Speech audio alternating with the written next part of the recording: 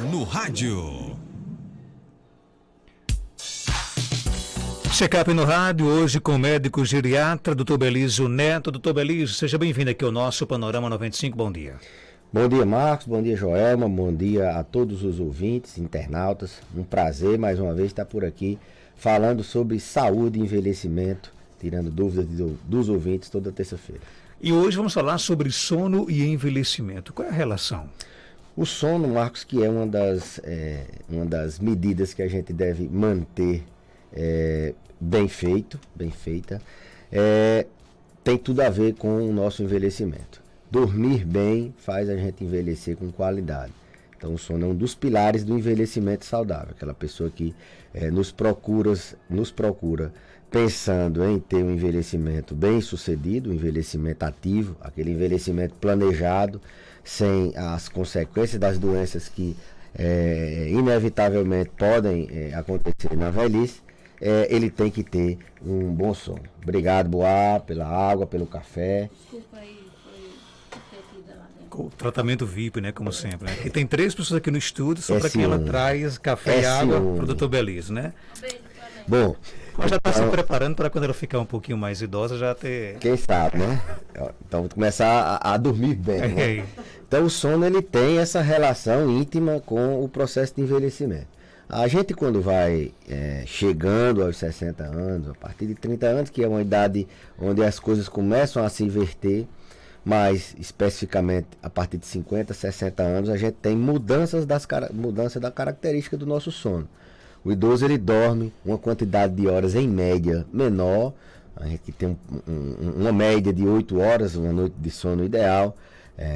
O idoso ele tem 6, 7 horas de sono. Ele tem um aprofundamento do sono menor, ele tem mais despertares, o sono dele é mais superficial, ele acorda com qualquer coisa.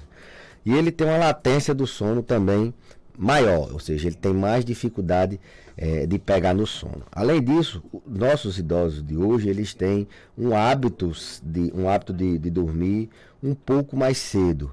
Eles vieram da época onde foram habituados a não mexer em internet, muitos deles nem televisão existia na época que eles eram adultos jovens, até a própria eletricidade. Então muitos vieram da zona rural, onde não tinha energia há um tempo atrás. Então eles eram acostumados a dormir de acordo com o ciclo do sol. O sol se punha e ali logo eles jantavam e já esperavam o sono vir. Então eles têm um hábito de dormir mais cedo. Consequentemente, eles acordam mais cedo. Isso pode ser uma confusão entre as gerações mais jovens, que muitas vezes convivem no mesmo espaço, por achar que o avô, o pai não está dormindo bem porque ele acorda mais cedo. Então tem que entender que ele demora mais a pegar no sono, tem que entender que ele tem um aprofundamento menor, ele acorda mais fácil, um despertar, e tem que entender a quantidade de horas é menor. Então, dito isso, essas características do sono no envelhecimento, a gente começa a entender porque muitas vezes só um ajustar, uma orientação à família pode minimizar o risco do uso do medicamento para sono, que é o que as pessoas muitas vezes vêm atrás simplesmente de tomar um remédio e dormir. É bem verdade que muitas vezes é necessário, mas na maioria a gente consegue com mudanças de higiene do sono, de bom hábito, de orientação, de que olha, ele dorme mais cedo, vamos arrastar esse sono para ele acordar mais tarde. Não, ele está acordando porque urina muito à noite, então vamos fazer uma orientação dele beber água só até 5 horas da tarde, evitar levantar sob o risco de sofrer uma queda. Doutor, ele não dorme bem porque sofre com a dor, ele não dorme bem, então vamos ajustar, tratar essa dor porque tem uma insônia, tem um cansaço quando ele deita. Então são várias as causas que podem acontecer no paciente idoso, que fazem com que ele não tenha uma boa noite de sono, com que ele não tenha assim, um dos pilares do envelhecimento saudável. A gente já falou de alimentação, falamos de atividade física, de controle do estresse, mas sono é um parâmetro que deve ser priorizado para quem deseja envelhecer com saúde, não só para quem deseja envelhecer com saúde, mas para o próprio paciente, que existem consequências de noites mal dormidas, paciente que não dorme bem, não se concentra bem, ele tem, há uma relação de sono e Alzheimer, as pessoas que têm transtornos do sono, eles demenciam mais, eles têm mais Alzheimer, uma relação de sono com depressão, as pessoas que não dormem bem, têm transtornos do sono, eles têm mais depressão, eles têm mais ansiedade, eles têm doenças cardíacas, eles sobem mais a pressão, mesmo que seja um transtorno do sono que não é a insônia, uma apneia do sono, um sonambulismo, uma perna inquieta, são vários esses transtornos. Ele acorda o cuidador, o paciente que tem demência, ele não dorme bem, ele estressa o cuidador, e o cuidador estressado uma doença tão ruim quanto o próprio paciente. Então, o sono é fundamental, mesmo no idoso que quer envelhecer bem, com saúde. Naquele idoso que já tem algumas doenças, ele pode ter consequências dessa noite de sono, até mesmo para as pessoas que cuidam dele terem um repouso melhor. O Vitor pergunta aqui, ela até começa com uma provocação. Bom dia, flamenguistas. Provocação é elogio, né? Está tão cismado que acho que tudo é... Porque perdemos ontem também. Perdemos, mas tá bom, para terminar, fechar o ano, né?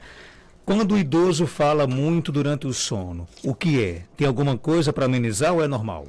Bom, esse tipo de transtorno, que ele conversa muito, que ele fala muito, muitas vezes isso incomoda bastante o seu parceiro ou quem dorme com o idoso, o cuidador. São transtornos que a gente tem algumas causas que podem provocar.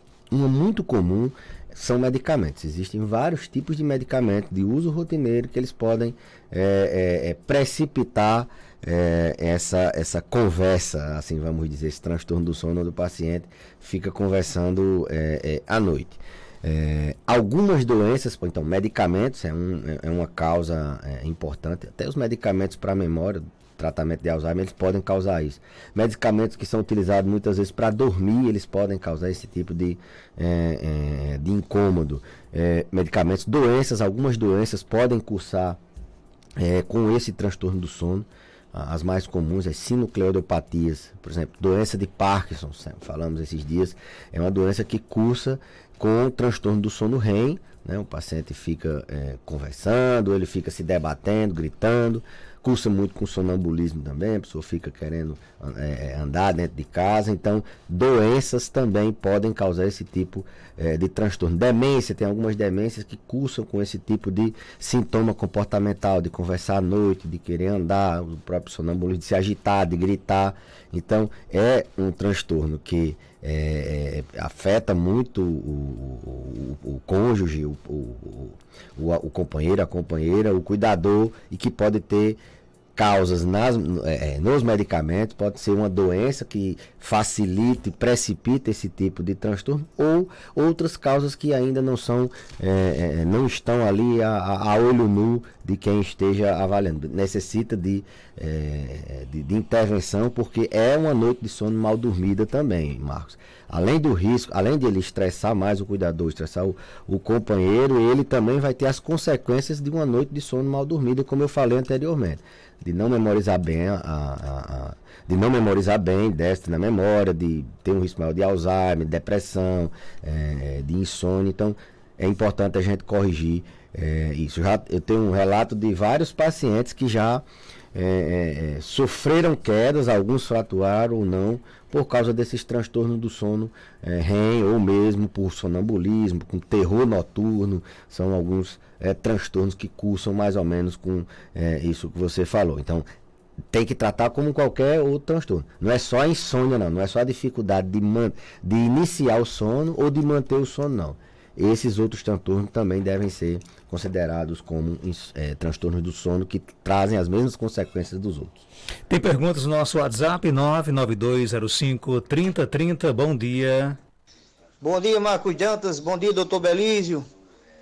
Doutor Belísio, como o senhor está falando aí que o sono é bom para uma velhice saudável, eu tenho 41 anos, eu tenho artrodese na coluna, eu só consigo dormir 5, 6 horas toda noite. Mas como diz o Matuto, eu tiro a noite de um sono. É porque se eu dormir 8 horas, eu acordo todo duro, a coluna fica toda dura. E eu dormir de 5, 6 horas, eu acordo legal, bom tudo, nada ok.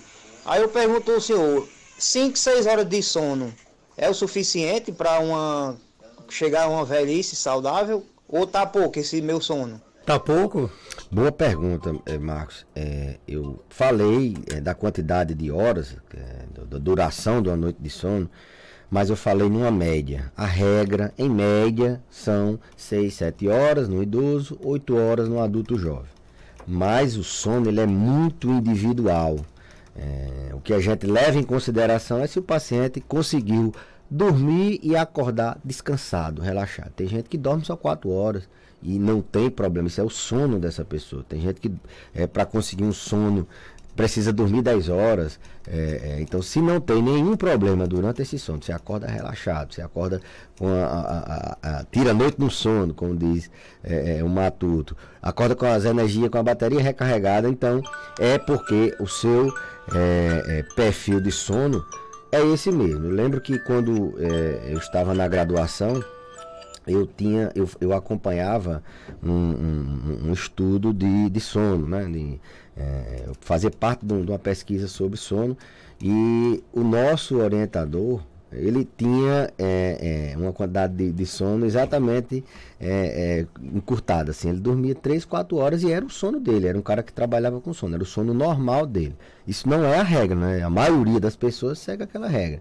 Mas muito mais do que quantidade de horas de sono é saber se acordou bem, se acordou descansado, se acordou sem vontade de dormir mais. Isso sim é o mais importante. Outra pergunta aqui: fadiga nas pernas faz parte de problemas no sono? E o que fazer? Boa. A fadiga nas pernas, ela principalmente à noite, que incomoda o indivíduo dele ter que mexer as pernas para poder dormir bem. É chamada de síndrome das pernas inquietas. As pessoas confundem confundem muito aquelas pessoas que durante o dia ficam mexendo os pés.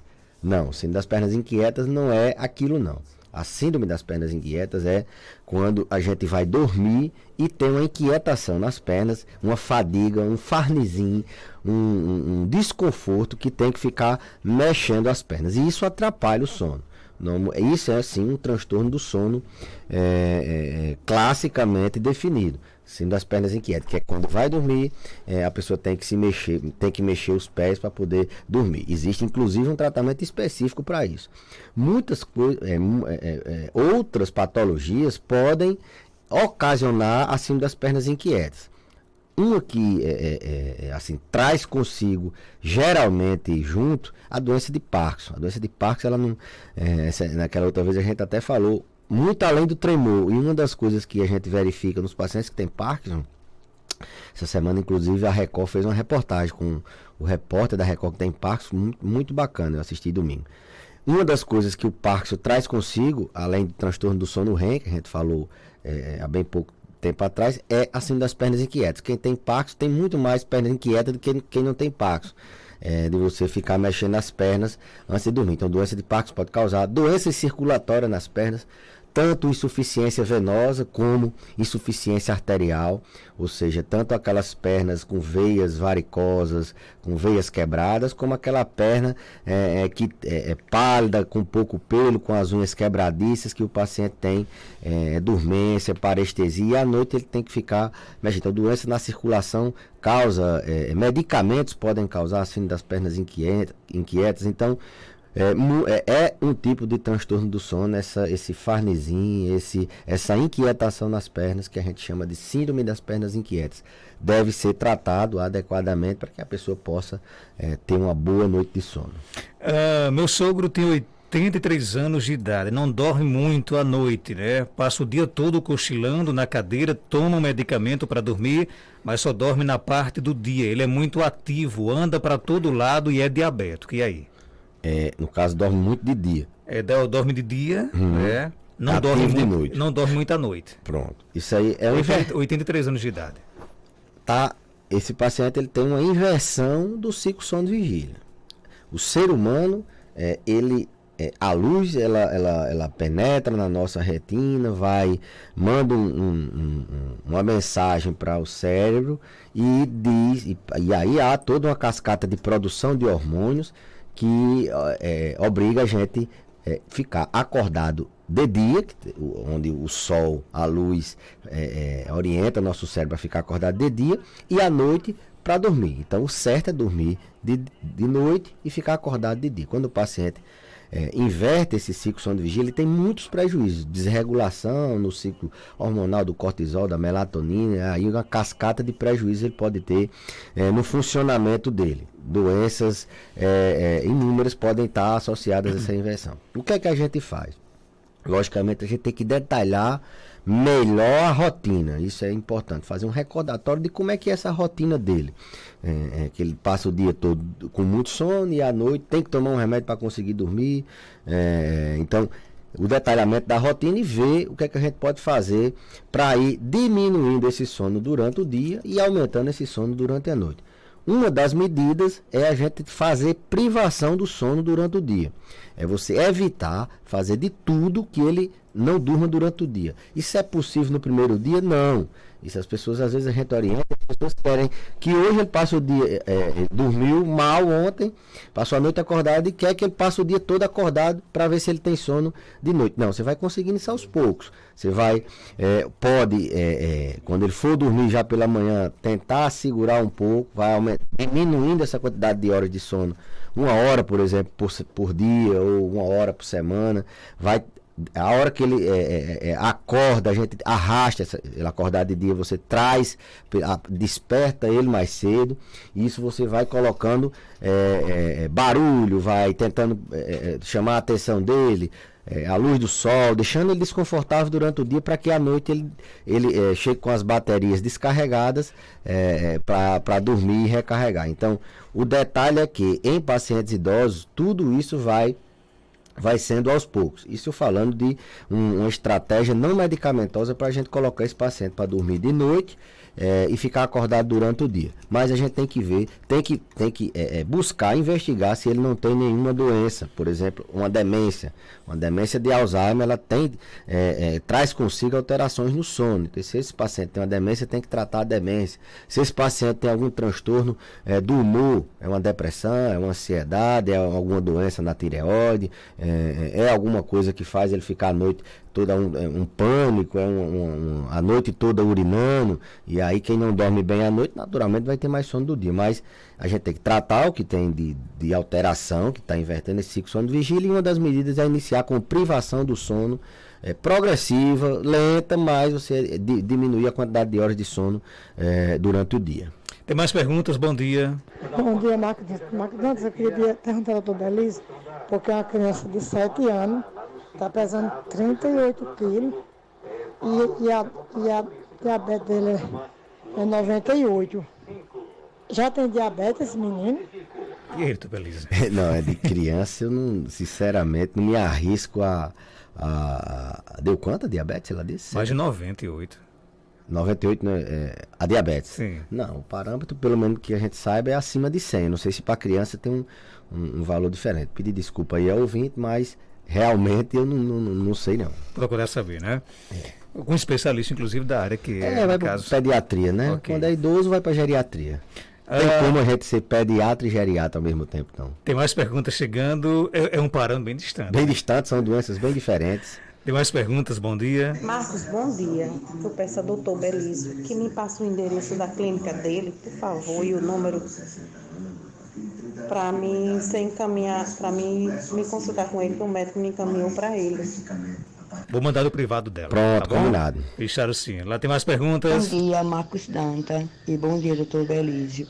Doutor Belísio, a minha mãe sábado foi visitar a filha dela e não via que estava cirurgiada. Quando ela foi sair de casa, a gente já percebeu que ela já estava com as pernas todas duras, quase que não entra dentro do carro. Aí quando chegou lá, na minha irmã, ela não conheceu ninguém, não sabia de nada, não era perguntando pelos filhos tudo perto dela, que a gente foi, minhas irmãs foram tudinho. Eu queria saber o que foi isso que aconteceu. Ela está com 93 anos, eu queria saber se precisa levar ela ao médico para averiguar.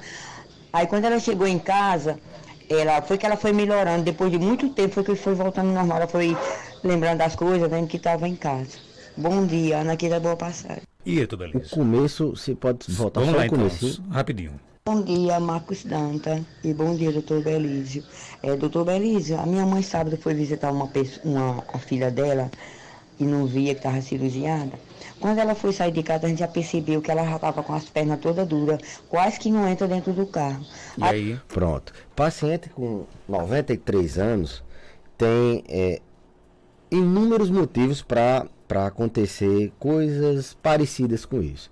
Ela pode ter tido uma crise de ansiedade, visitar uma filha que estava doente, então ela pode ter feito uma crise de ansiedade. E é muito comum numa crise de ansiedade as pessoas ficarem hiper alertas, né? E aí acontece esse tipo de sintoma, fica todo duro, sem conseguir andar, nervoso, pode ter sido isso.